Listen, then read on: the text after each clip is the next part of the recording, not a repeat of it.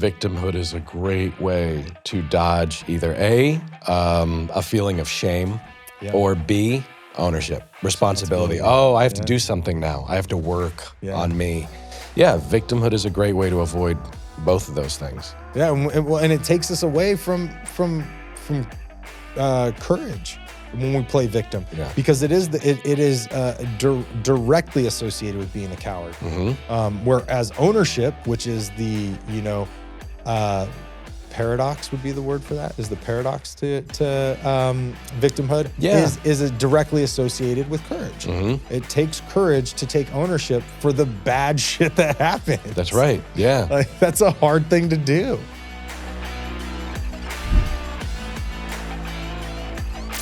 All right, everyone, welcome back to The Art of Masculinity. We are in the second episode of this series of stepping into the man that you want to become. And man, that first episode was a lot of fun. It was a lot of fun. I am so happy about it. If you guys have not listened to it, and this is your first time jumping on, make sure you guys go back to last week, which is all about purpose. It's kind of the foundational piece of stepping into the man that you want to become. Make sure you guys go check that out. It's not a prerequisite, but I do highly recommend it. It's going to give you guys a little bit of insight of potentially where you are in life, potentially give you some friction points where you got to have some honest conversations with yourself. And then it's part of also this series that Frank and I have created for you guys, which is a 4-part series. And it's all about stepping into the man that you want to become. And it's built around what we kind of agree are the 4 philosophies to really starting this journey in your life of being this highly authentic man who's going to find happiness with himself, which is then going to find happiness with the rest of his life, all the other areas. So really, really glad you guys are back with us. If you did listen last week, Frank is a legend. We had such a good conversation. This is, multiple times he's been on the show now. That's right. And we got a few more going. So this is going to be super fun. This week is going to be a challenging one, I think. It's going to get a little spicy, guys. So I'm really happy you're along for the ride with us on this. If, again, just like last week, man, this gets a little challenging, you feel a little called out, good. That's an area that you need to dive into yourself. That's an area that you need to start asking real questions for yourself. I know when I was going on my development journey, when I would get a little crunchy in areas or when I would get a little resistant, I knew that I was protecting an insecurity. So if that's what you feel, there's a high likelihood you got an insecurity in there that we've kind of scratched the surface on, and you want to look a little deeper into that. So we're diving into this courage and cowardice. And for me, and I'm going to have you open up in a little bit about this too, because you got some perspectives on it. You've coached a long time. For me, when it comes to this, is that, being in an alpha world of men, when I was in protection and in special operations, we had a lot of guys that would essentially use forms of courage to really kind of overarchingly protect the insecurities they didn't want to dive into. And I find that to be something I did early on, where it's like guys will present themselves as being tough. They'll present themselves as being willing to sacrifice their lives. But in reality, what those things are covering up is their lack of self-worth, or it's covering up their lack of understanding what the emotions are that's going on underneath them. And they don't know why those are there. So then they protect it with this form of courage, or what is perceived as courage. And typically when they're so vocal about it, it's usually in my opinion, it's oftentimes been the signifying feature of it being a mask to insecurity. So when I was diving down the whole courage thing, and I think to a lot of times guys a lot of times will say this, you'll resonate with this. They'll be like, I would die for you, right? We've seen it in movies a lot of times, right? Like when the damsel in distress or the woman of the guy's, feature is there, and he's like, I would die for you. I would sacrifice everything. I would kill for you, right? Like they're forms of what people believe is courage. Right. But in reality, it's covering up a deep insecurity of the man not feeling like he's enough in other ways, right? So he's not enough emotionally. He's not enough physically, he's not enough intellectually, he's not enough in a lot of different ways. So he's gotta really just jam this courage thing in their face of like, well, I'll give you the pinnacle. Right. I'll give you death. Right. And it's Right. like cool because at that point, like no one's gonna question it, right? It's almost like an end all be all. But I find that in oftentimes that is where guys really struggle, because then when they say that, they're almost telling themselves, well, I don't have to look any further with it. I don't have anything that I have to explore. And it's almost a coward's way out. And that's what I find with guys. And I know for me, the hardest part was talking to that coward and saying, well, okay, like, yeah, sure. You've done a lot where you've showed people you will go die. Cool. That's perfectly cool. But then what is it inside of you that has to get dealt with that says that you're not worth anything else except dying?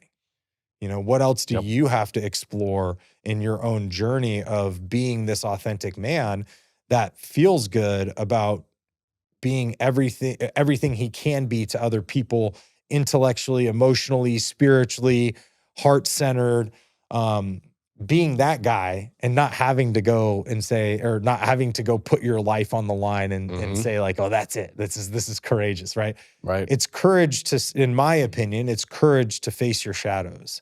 And it's courage to say, I have some wounds I got to heal. It's courage to say, I have some insecurities I need to double check on because I don't feel worthy anymore. I don't feel like I can do the things that people expect of me because I feel incapable, right? And so when I get into this conversation, a lot of guys get really uncomfortable. They get really scared because they know what's coming has got to be a real conversation internally. And I know you've had such a checkered past in your life where almost your escapism was potentially death. Right. And it took a lot of courage for you to even come out of that. But there was a lot of covering up and running away, which is cowardice. Right. And so I'm interested to hear, after giving a little bit of exposure of what I kind of went through in this and what I was protecting, what did that look like for you too? So my lack of courage, or the way you're framing it, false courage, that was masking an insecurity, probably came more in the form of invulnerability, rather than this kind of ultimate sacrifice or kind of almost martyrdom I'll just put it all on the line for you. I would die for you, as a masking of, because I'm really not worthy otherwise. So I need to compensate for my lack of worth by saying that. Mine was, I was masking my pain and my insecurities. Yeah, my insecurities, my lack of self-worth, my lack of probably identity at the time, clarity, definitely purpose at that age. I didn't know, I didn't have a purpose, or I wasn't clear on one. But, and really uncomfortable in the man I was in many ways, like some deep-rooted feelings of inadequacy. So instead, I presented an image of invulnerability, of being kind of not necessarily aloof, but just unaffected, unaffected, and very much a don't fuck with me kind of persona. You know, cool guy or whatever, but as soon as you fuck with me, I will let you know, like, you fucked with the wrong one. And that, for me, was a badge of honor. Yeah, my invulnerability of you can't affect me, and then my very defensive kind of I will make you regret you know, fucking with me. Those things at the time were a badge of honor, and it took me a long time to peer deep enough into that to be able to see that's not a badge of honor, one. It's actually very ugly from the outside. And two, it is the antithesis of courage.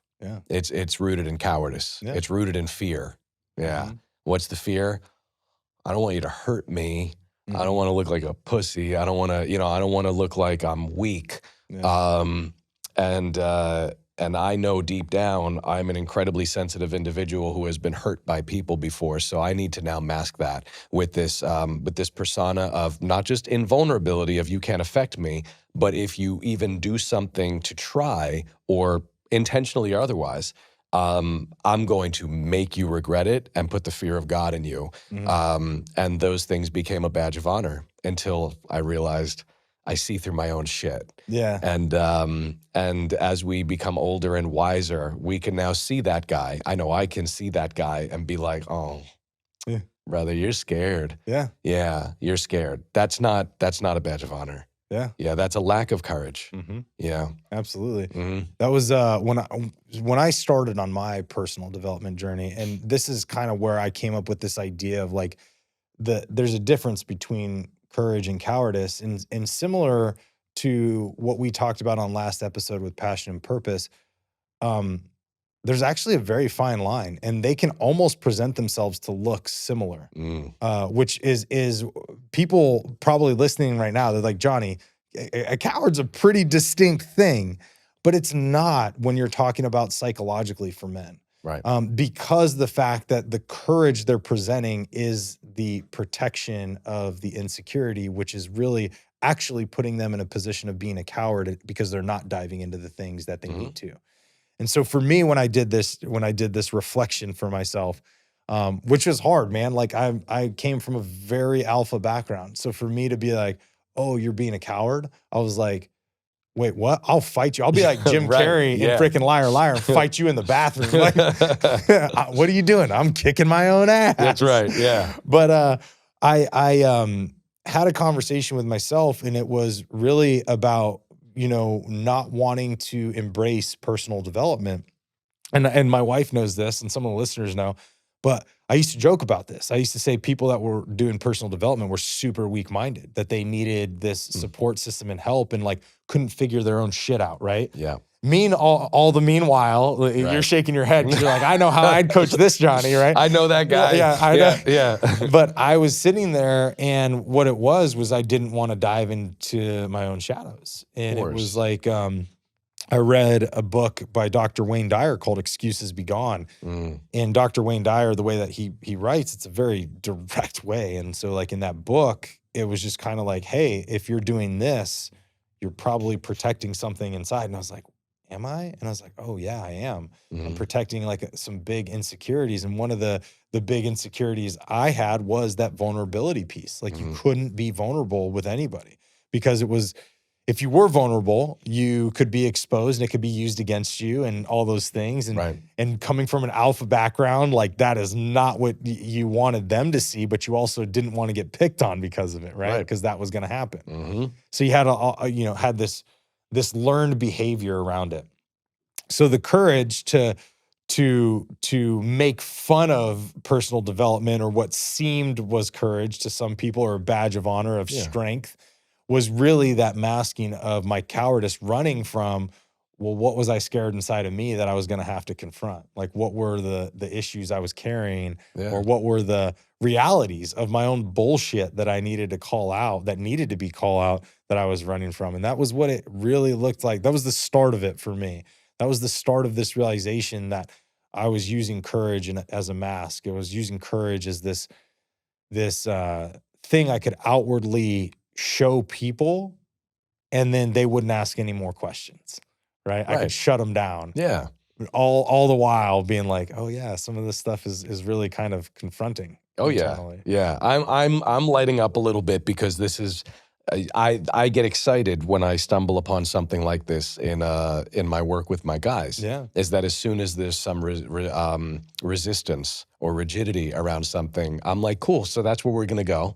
Yeah, because usually that's the case. It's I'm afraid of this, so now I'm gonna throw stones at it. And it's just like, I'm on to you, brother. Yeah.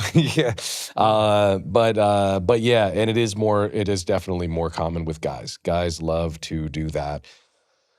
There's courage in admitting that we feel inadequate about something, or that we're insecure. There's courage in vulnerability. And on the flip side of it, presenting in vulnerability is, one, it's a kind of grandiosity, which is a whole other conversation, but it's a deficiency. Ultimately, it's a deficiency in your masculinity and in your character. It's masking a deficiency that is now never going to be worked on. So as soon as we can kind of have that paradigm shift, which is our job to help guys with that, which is challenging, right? Because a lot of times we get a defensive reaction, and we have to remind them, like, hey, this is tough love. This is coming from a place of love, not judgment. But to be able to get them to peer a little bit deeper and say, come on, it's all right, bro. Let's explore this. Let's lean into this, and let's lean into the vulnerability, and let them see that there is way more courage in leaning into vulnerability, and that there's really no courage in that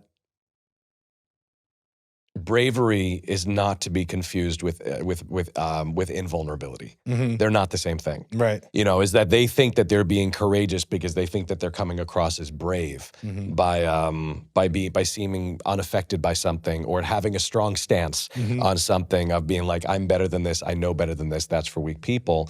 It's not actually bravery. Right. It's not real bravery. No, not at all. And this is why, I also want to give a couple examples here that probably everybody will be able to relate to. And that's think of like the guy, the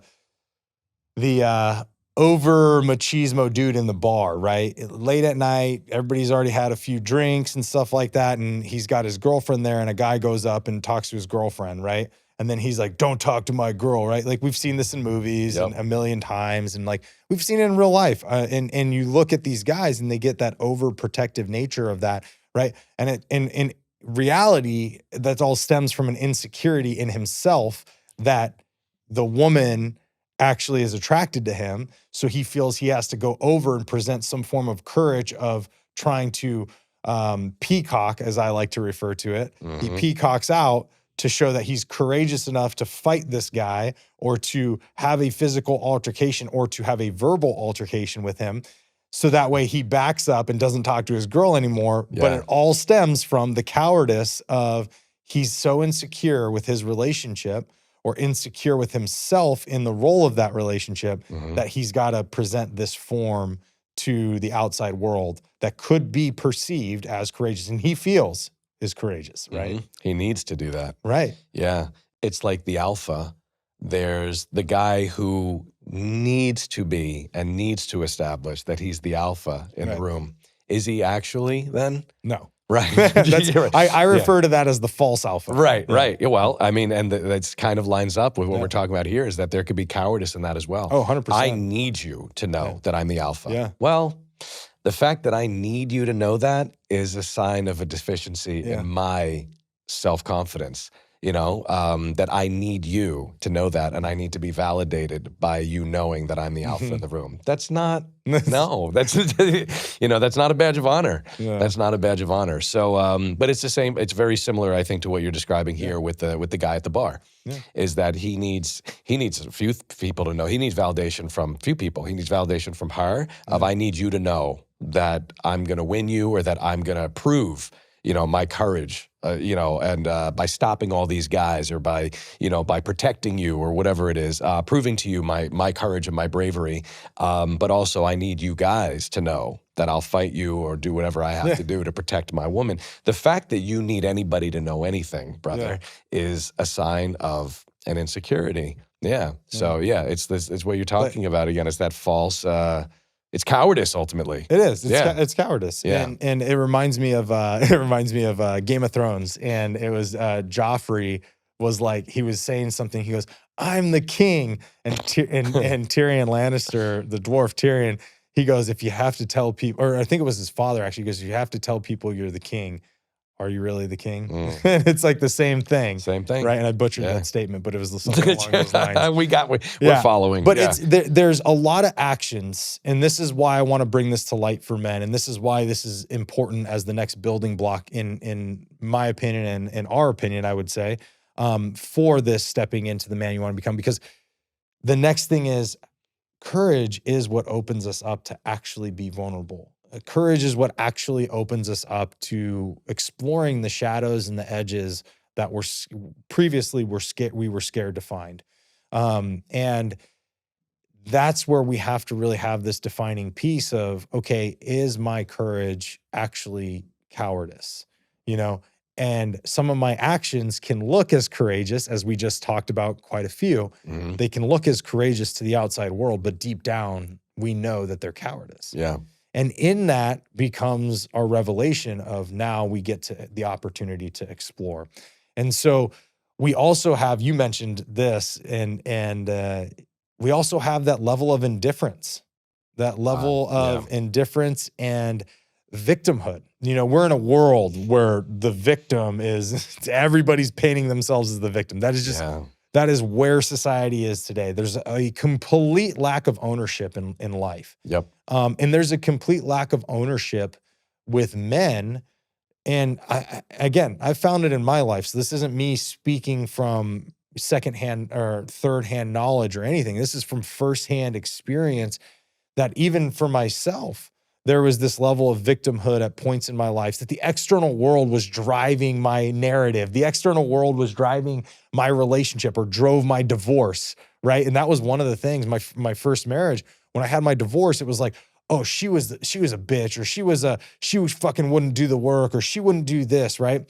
But then when I was sitting in my apartment alone with my dog, just like a good old country song, and a glass of bourbon on my table, it was like, I could have done a lot of things better. I could have done a lot. What was my role in this? Like, what was my responsibility for this? I felt like, yeah, I did some things that probably were some ways of being like, yeah, I'm trying to do some things better. But there was a lot more I could have done.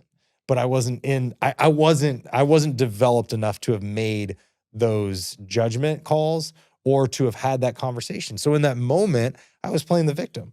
Before that, I was playing the victim. And then I finally had something click in my own development that said, there's got to be some ownership here, bro. Like, you need to take responsibility. Yeah. That's not all on her.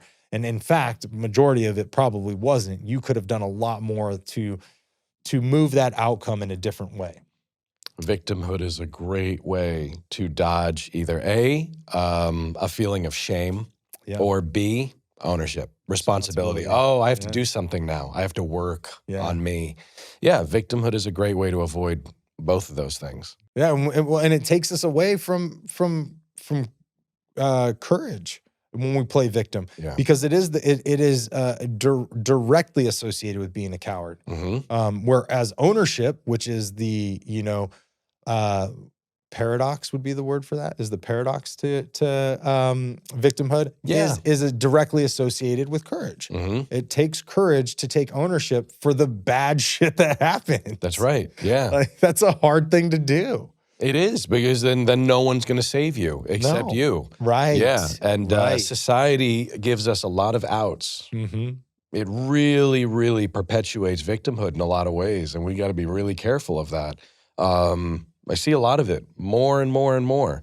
But yeah, I mean, I'll speak to this a little bit. So I was clinically diagnosed as, take out the list. It's at one point or another in my life, bro. Like, it was clinically depressed, anxiety, mood disorder, ADHD, dyslexia. All of these things, and I've probably at some point or another been prescribed medication, I think, for all of them. And I think that this is one of those things where society kind of perpetuates victim thinking, and I got to be careful about how I say this, because I'll catch some flack for it, and I already have. But my position on this is that it's really easy to take on the belief or the mindset of, this has happened to me, I didn't ask for this. I didn't do anything to cause this. I'm depressed. I didn't ask to be depressed. I didn't do anything to become depressed. Right. You know, same thing with my anxiety, same thing with all these other things that I just mentioned, ADHD, dyslexia, blah, blah, blah. So therefore, obviously I'm a victim. It happened to me. Yeah. So it rids me of all responsibility. Yeah. I don't have to do anything to cope with it. I'll just take a pill for it and I'll ask for special treatment. Or I can be a fighter. Right. And instead of asking for special treatment, I could work a little harder. I could read more books to help with my dyslexia. Yeah. I could try writing a book and give myself a lot of time, you know, so that I can make the mistakes and all that. And yeah, maybe I might need some medication initially to help me along. I'm not anti-medicine necessarily, but I am pro coping mechanisms, and I am pro ownership, and I am pro having the courage to say, I want to work through this. This is something that life is not happening to me, that I can take action on this, that I can still work through this, and I could choose to not make this a part of my identity. I think there's way more courage in that than what I see a lot of, which is that the courage is in making it a part of your identity and embracing it and admitting, I'm ADHD and I don't feel bad about it anymore. And, you know, and like, okay, that's great. Maybe that did take some courage. I think that there is exponentially more courage in not making it a part of your identity and being like, I'm just Frank. Yeah. I don't need to be treated any differently. I don't need you to know this in the early stages of getting to know me, so that at work I'm given more time, or that I'm if I call out, I get a pass. No, I want to be held to the same standard, actually. I want to be held to the same standard that you hold everybody else. And I think there's, I'm saying it. I think that there's exponentially more courage in that. And that it is, that is the pathway away from victimhood into ownership, responsibility, self-belief, empowerment, taking control over your life, you know? I mean, it is. And I love like your story, because your story it's a psychological story that a lot of people probably deal with far more than gets exposed, right? Yeah. And maybe not all the things you were diagnosed with at once, but they probably all have pieces of that, right? You know, all around the United States predominantly, I would say.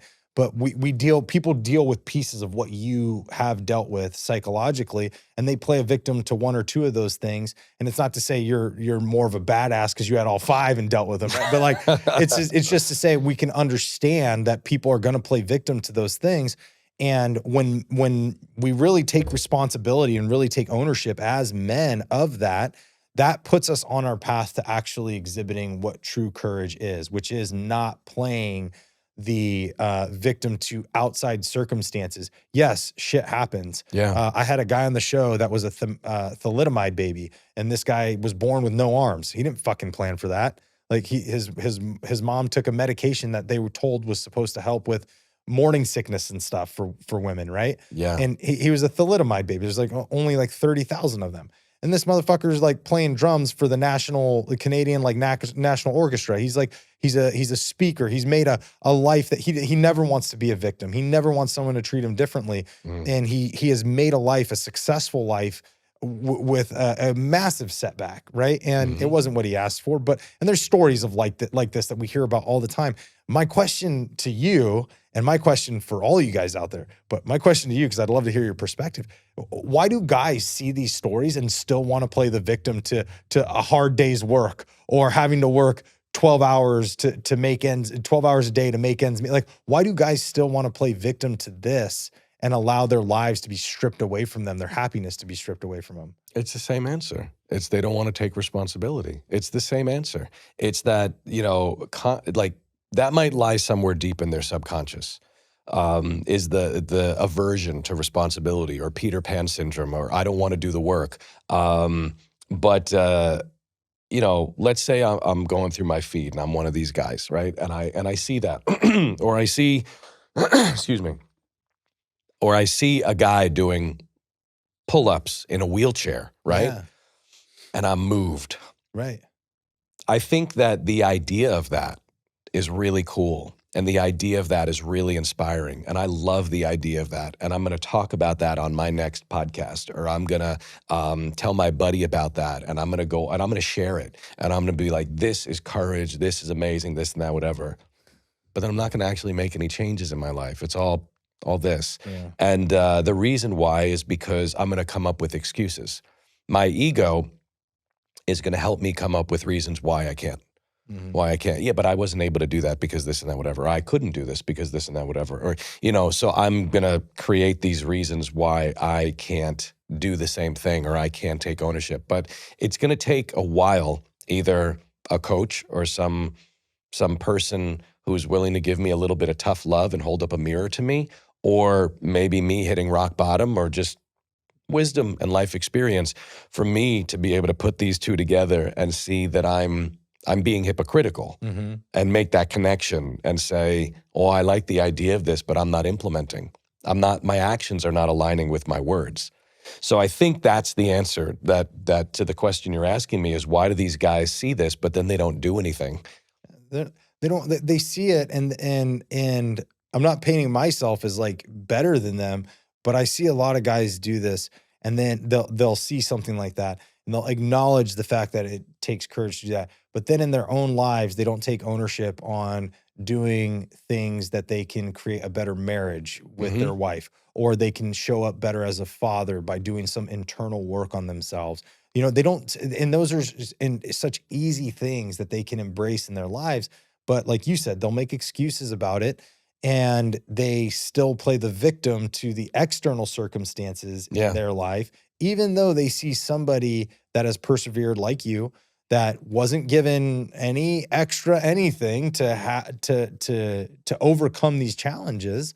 And they'll be like, oh yeah, but my circumstances are different. So I'm still not going to put time into having a great relationship with my wife. I'm not going to do couples counseling or do any type of, development work with her so we can have that better communication. Like, they won't do the little things like that. And it hurts. It hurts me to see guys do that, because I know men can show up better, right? I know they can. And that victimhood just takes them out of being courageous and embracing the little small things that will eventually compound themselves to overcome that and take ownership, and then actually start to cultivate the life that they want to have.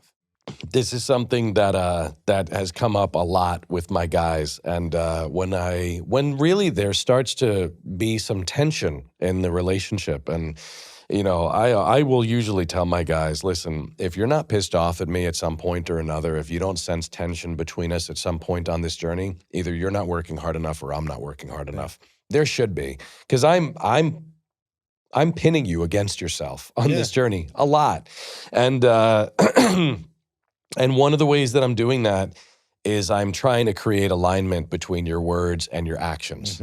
Yeah, and I'm gonna take on maybe an unconventional and strong stance, but I'm going to argue that you are better. You are better because of the fact that you do that. And because I believe that to the world, you are better. And to the world, we are nothing more than our actions. We're not our heart. We're not our feelings. We're not our thoughts. We're not our intentions. Oh, I meant well. No, we're not. We're none of those things. We are our actions. So the caveat or the positive side, a spin on that, because that could sound kind of bleak, like, oh, well, then I really shouldn't bother because Johnny's better than me. And I'm a complete piece of shit. Yeah. No, actually, the work in that and the positive side to that is that we're actually only one step away from getting better and becoming better. And we have full control over that because, it lies in our actions. But the actions are often backed by courage. That's brilliant. Ownership. Yeah. I love that. You're one action away. That's from turning the tide. We are one action. Yeah, becoming a better man we're one action away from it. One single action. Well, and this is where, too, the second piece that I see guys really struggle with is this kind of the passivity that we have and avoidance to then start to make that one action. Like they're like, yes, Frank, okay, I hear you, Johnny. I'm listening to you guys, and I see that I could do more and stop blaming my job or blaming, my kids' after school activities for my lack of connection with my wife, right? Like they're acknowledging it, but then they're just passive and avoidant to any of the extra work. And yet they'll still go out and have drinks with the buddies and act as though that they're like this masculine dude, yet they're unwilling to actually present real courage, which is stepping foot into this. That avoidance for me can look a lot of different ways. That passivity can look a lot of different ways. Sometimes it's not challenging even your relationship and saying, hey, we need to do better, and sitting your wife down and saying, what can we do as a couple? Sometimes that passivity is letting, your kids run around and do whatever they want and not creating any structure for them, And sometimes that passivity can look like you saying, I'll get to it tomorrow. Right. Yeah. I'll get to it next week. I got plenty of time. Yeah. I think one of the biggest places where that pops up, and you touched on this, is communication. Is that there's passivity and avoidance in communication. And this is a big one. This is a big one. There's so much to unpack on this one. And I really get excited actually to work on this with my guys, assertive communication, and what it looks like and what it means, because there's courage in that. There's absolutely courage in that. I think that a lot of this stuff might be coming as a surprise to some of the people listening, because they're probably thinking, maybe not all of it, but I think that courage, the way it shows up today in modern day society, is very different than how it maybe showed up, just a long time ago, even 100 years ago. But one of the ways that it shows up today, and one major testament of courage, is our ability to assert ourselves in our interpersonal relationships, and even in the workplace, and just in our interactions with people. And I think that instead we're seeing a lot of passivity, passive-aggressive communication. Yeah. I see a lot of that, man. So bad. And I mean, so what's really, it's disheartening and it's concerning, and I don't want to sound judgmental, but I'm human. Is when some of these guys who pride themselves on their masculinity, on this kind of very surface masculinity, maybe, you know what, let me give more credit than that. Maybe it's not always a surface masculinity, but they pride themselves on living in alignment with masculine virtues, but they forgot the one about assertive communication. Yeah. And then I'm just having an exchange with them, and I notice like dodging, avoidance, passivity, excuses. And I'm just like, did you not get the memo on this one? Like you just, you missed that class. Yeah. Yeah. But that's a big one, man. It's a big one, and it makes people really uncomfortable. Yeah. Yeah. In today's world, for sure, man. Like dudes are, there's some weird narrative that, confrontation or argument is not healthy. And it's like, it's super healthy. Right. Like you should, like if you're being challenged by somebody, and whether you're having to question something within you, or you're having to defend a position eloquently and intellectually, those are all very positive things to dialogue and critical thinking. That's all positive influences on society. We wouldn't be where we are today if it weren't for those things. Yep. But you're right. There's a very much a lack of assertive communication today, and that shows in passivity, and that shows in the victimhood. That shows in the avoidance of really having deep conversations and deep connections with the people in your life. To be honest. How about in the household specifically? Because you talk a lot about martyrdom. Yeah. How does how do you feel passivity shows up in that instance, in martyrdom? Well, and I do actually have coached a few women, and part of that comes with me understanding that, like, when it comes to martyrdom, I don't know necessarily that it's going to directly correlate, but what I would say is in the household, what I see happen is guys will become doormats because women hold the keys to sex. So they won't set a boundary. Correct. So there's no boundaries. There's no assertive communication because the woman holds the key to sex. So they're like, well, shit, if I say this to my wife tonight, I'm definitely not getting laid. And if I say this, we're going to have an argument and I don't want to do an argument. And I want us, and so we'll just put this under the rug and I'll bring it up in like a week or so, but it'll never get brought back up. And then you guys will have another argument about the same thing or another issue about the same thing. So in the household, what I find when I'm coaching men and when I've coached women as well, what I find is that guys become more doormats in those relationships. And even the guys that want to go out and shoot pool and drink and act as though they are incredibly masculine, when you look at their household, when you look at their relationship, they're not that way. And that becomes part of that lack of courage because those you know, when you're talking about something as intimate as sex, right? And you're saying that guys are being cowardice because the fact that sex is being dangled in front of them and they're so unwilling to lose the possibility of sex that they're just not even willing to be courageous and actually be a healthy masculine man in the relationship and confront their partner with real conversations. That is the problem for me. That's a problem for me because I've been that guy too. I've been him in relationships where I'm like, maybe not. Like maybe I don't want to say those things. I would love to have sex this week, you know? Yeah, sure. And I think that sometimes it's a genuine desire for sex, and I think other times sex represents validation. Sure, absolutely. And and sometimes it's not even about sex. It's exclusively the validation of I'm a good husband or I'm a good father.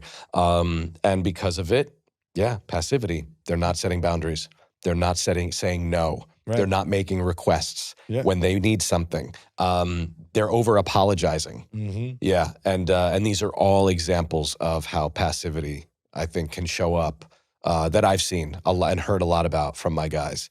And unfortunately, they don't make that connection. That is the antithesis of courage. Right. Yeah. And if we're not doing that, like you're not going to be able to find. You just won't be able to find that healthy man that you want to be because you're always going to have resentment inside. You're going to have resentment for yourself. You're going to have resentment for your spouse or your girlfriend. You're going to have resentment for that other person because the fact that you're beating yourself up that you didn't speak your truth, right? This is something that we as humans harbor. And that energy harbors within us, which can cause other internal problems, physical problems in us, right? And a lot of that can manifest itself in so many different ways, whether it's depression, whether it's cancer, whether it's, just completely dysfunctional relationships, that resentment will show up. It will. So you're sitting there and you're like, I'm not going to have this communication. And so I'm going to bury it. But then energetically, that is being felt and is going to impact your relationship, whether it's with your kids, whether it's with your spouse, whoever it's with, it's going to be there. And so when we talk about that passivity is never a good thing. That avoidance is never a good thing. It's never going to be a proponent of positive masculinity that follows this stepping into who we want to become as men. It's going to detract us from that. And it's going to make it so that we won't ever achieve that kind of guy because we're going to have so much dysfunction internally that we're never going to see who we really want to be because it's going to revolve around us taking risks. It's going to revolve around us not procrastinating in life and taking action, right? And that becomes part of what we also integrate or talked about, the integration of ownership. All of that then now comes back to, okay, how do we start taking risks again? Whether it's in our relationship or whether it's in us finding a passion, right? How do we take risks again? How do we allow ourselves to do that? Yeah, a lot of guys are risk averse because of a fear of failure. Yeah, of a fear of rejection. Yep. Yeah, or even just a fear of vulnerability. Yeah. So they don't take risks, and risk aversion is not. While the justification to self might be, I'm simply being prudent.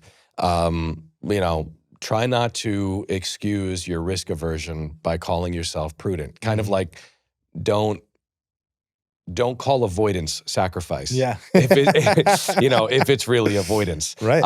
Don't call risk aversion prudence if it's really risk aversion. Right. There's, obviously we have to learn how to measure a risk, and determine whether or not the outcome, the worst case scenario or the worst possible outcome is insurmountable. Yeah. But if we do determine that the worst possible outcome is not something that's going to kill us, destroy us, ruin our family, and it's ultimately not something that's insurmountable, then we really need to consider whether or not maybe that's a risk worth taking. Yeah. But typically, if we're not being intentional about that and seeking courage and knowing what courage looks like, we will usually subconsciously find ways to avoid these risks, or to avoid taking risks in general. Well, and it's funny, I do a practice with my guys when this is something they struggle with. I'll do a practice with them where we start to play this game of why, right? Or what happens then? What happens then if this, right? What happens then if this? And as soon as you keep going down this loop of what happens then if this, you find out very commonly that the current life they're living is actually the worst case scenario they're scared of. And you're like, do you see what just happened? You are avoiding taking a risk in something in your life, whether it's your relationship or whether it's you're trying to find purpose, whether you're stagnant, whatever it is. You're avoiding a risk because the ultimate pain that you're going to feel is actually where you currently are. But they've never thought about this conversation that way because we find comfort. We're highly adaptable creatures. We find certain levels of comfort in misery. This has been the trajectory of human species since we've started. And even in today, we would prefer the level of comfort in the devil we know than the potential of failure in the devil we don't. Right. And so, but we also don't look at it as we're also willing to accept all of the goodness if we actually succeed, right? And so when these guys end up walking through this process and they come to find out, it's every time, they find out that they're living their worst case scenario. They're living their greatest fear. They're literally living their nightmare. Yeah. And you're like, boom, you just called it. And they're just like, oh my God, I am living the one thing I'm scared of.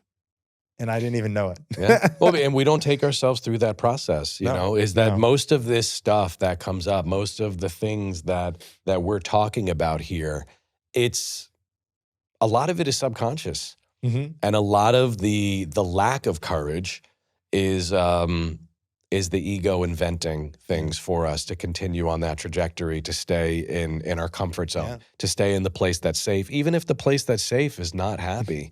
Even if we're not happy there, and even if we're miserable there in some way, it's a familiar misery or it's a familiar discomfort. Correct. I don't want a different kind of discomfort. But yeah, our awareness around that is often is lacking.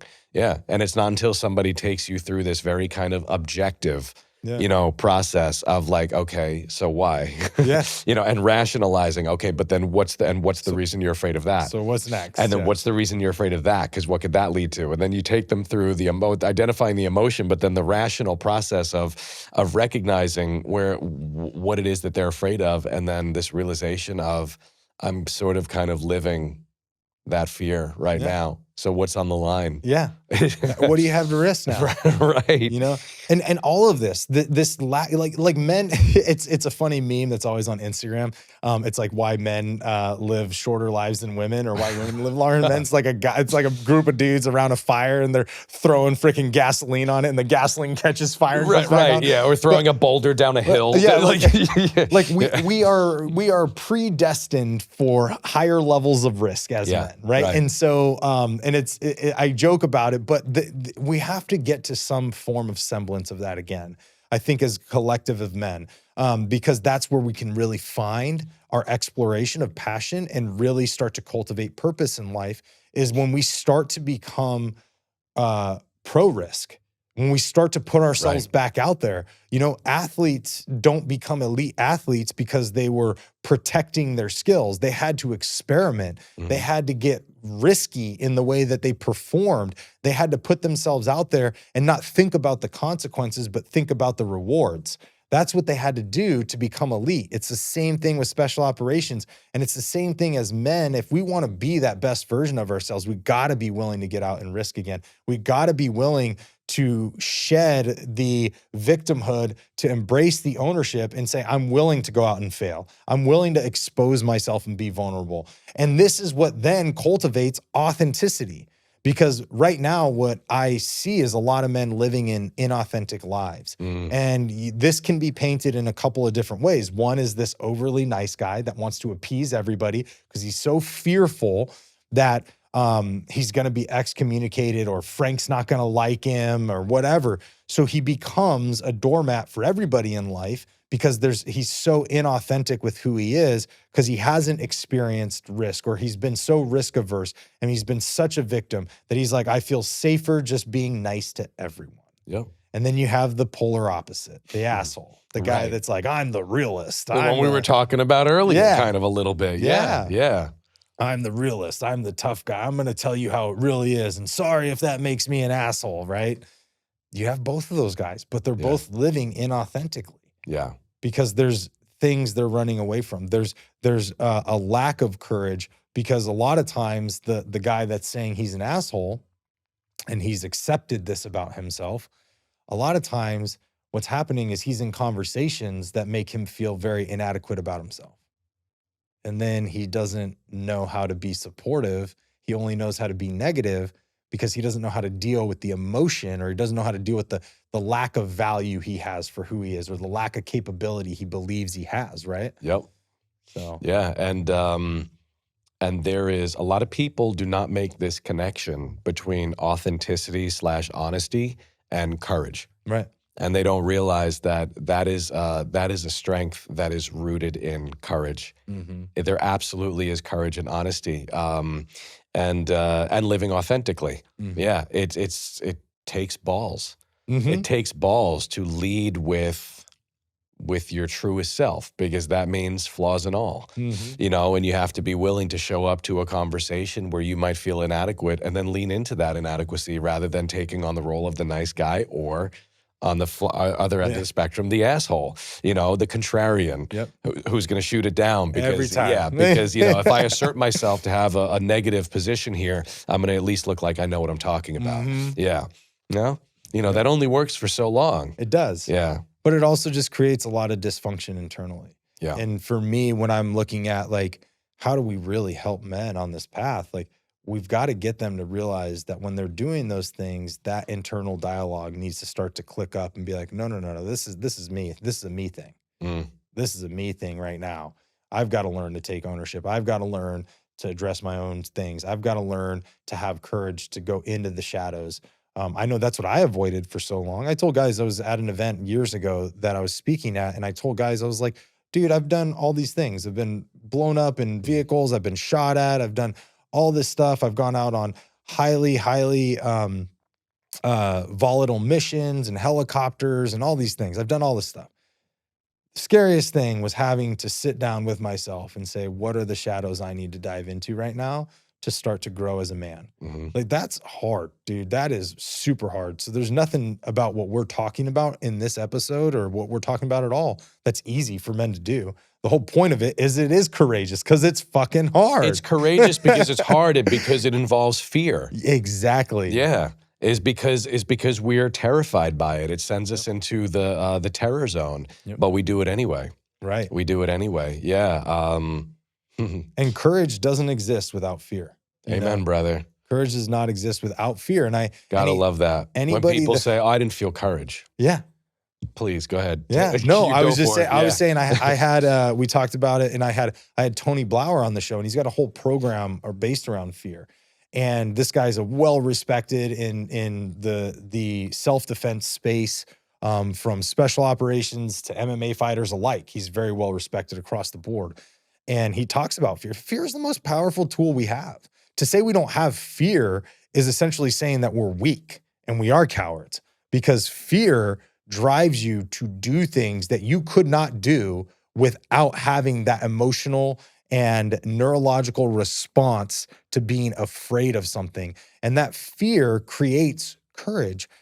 even on smaller scales, like take away my experience in hostile environments. When I go on a stage to speak, I still get butterflies in my stomach. I'll still feel my heart race. I'll still feel a little bit of that fear of like, oh my God, are they going to like this? Like, am I going to deliver a message that they even care about? Am I going to impact anybody's life? Like I have that fear, but then the courage steps in and says, Johnny, you got to go out there regardless, and you got to deliver. Right. And you got to step forward into this. And on a small scale, those moments of courage enter everybody's life. And sometimes it is an assertive conversation. Sometimes it is telling somebody, hey, please stop treating somebody this way out in public. Sometimes it is getting on a stage. Sometimes it is saying, hey, I'm not going to take a medication. I'm going to actually say, I'm going to look at some other ways on how I'm going to improve my life, right? Or improve my positioning so I can get off this, right? Like courage shows up in so many different ways, but fear is that driver for it. And to say you don't have it, you're taking something big away from your life. You're denying your humanity. Fear is all throughout our circuitry. It's all throughout our wiring. I mean, we're animals. We're wired to protect ourselves, and that means emotionally as well. So if we feel fear anytime we sense any type of from any perceived danger. Yeah. And perceived danger can be anything that we think is going to harm us or hurt us in any way whatsoever. So we're feeling fear constantly. Yeah. It is probably one of the most commonly felt, if not the most commonly felt emotion. So denying that we feel it is just silly. Yeah. It's denying a part of your humanity. And I think it's okay for us to give this little bit of a hint that the first step into having more courage in your life is to be willing to embrace fear and recognize that fear is an opportunity. Yeah. That don't think that because you're feeling fear that means that you're a coward. Don't think that because you're feeling fear that means that you're never going to be courageous. Because like people, performance artists and people who speak and even in a situation like this where there's cameras on us and lights and shit like that, every single fucking time I'm in this situation, I get a little bit of jolt of butterflies in the stomach, and it's a form of fear. It's a little hint of anxiety that's there. But then there's this courage to lean into that anyway and be like, you got to do it anyway. Embrace it anyway.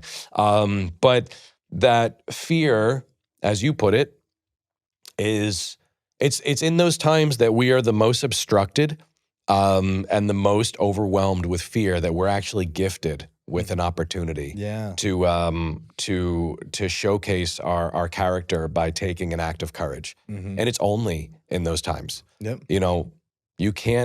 There's no act of courage to be taken if fear doesn't exist. Right. And that's just a very simple concept that people need to start wrapping their heads around more. And men need to recognize, stop avoiding fear, stop being afraid of fear, stop denying that you feel fear. Because, bro, that's just fucking silly. Yeah.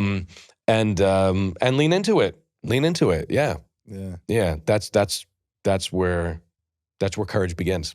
Right. And that's where this all kind of ends and begins with this episode, is the fact that if we're really looking to step into the men that we want the world to see, that we want to impact the future generations with, the men that we're authentic with deep down inside, we've got to have the courage to find him. We've got to have the courage to counter the internal insecurity and ego that's trying to protect, for whatever reason. I can go into a plethora of different, evolutionary pieces on why it does this, but it's trying to protect us because it feels unsafe. We have to go in and be courageous enough to question that man inside, that counter argument that we're having, and say, I'm still going to walk through this. I'm still going to dive, or I'm still going to dive into this and figure out what's really deeper, right? And if we can do that as a collective group of men, we are going to find ourselves in a far better place than we are today, and then in a far better place than our fathers and grandfathers were. And that's the beginning. This is the next step in this evolution of stepping into the men that we want to become, of stepping into the evolution of what men can become in the future. And shed this desire to want to protect this false persona of a man that doesn't exist, a man that's, and not only a man that doesn't exist, but a form of man that's not even really beneficial to society, because it's actually a very weak man. It's a very hurt man. It's a very cowardly and disoriented. It's not a man of truth. It's not a man of authenticity. And that's not where we want men to be moving forward. Mm-hmm. Amen, brother.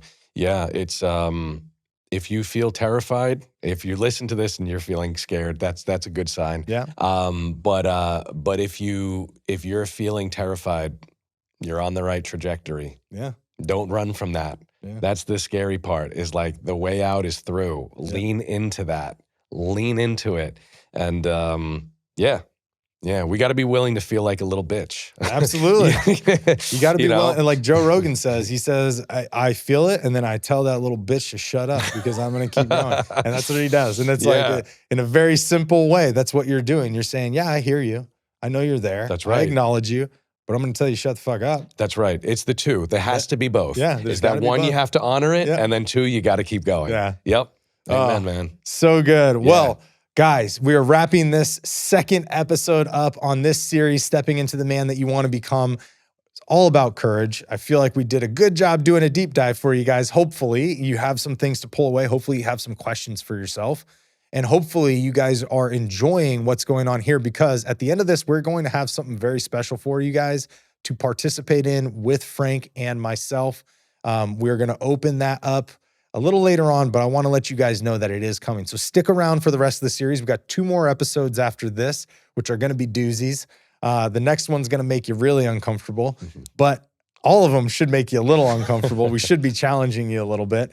But we want you guys to be this best version. We truly want you guys to be this authentic man that can go out into the world and really honor who he is and not feel challenged by situations, because the fact he's always feeling powerful in the man that he presents. So that's why this series is existing. That's why we decided to do it. And we hope you guys are enjoying the ride so far. So stick around, come in next week, get ready for the 3rd installment of this series, and we'll see you guys then.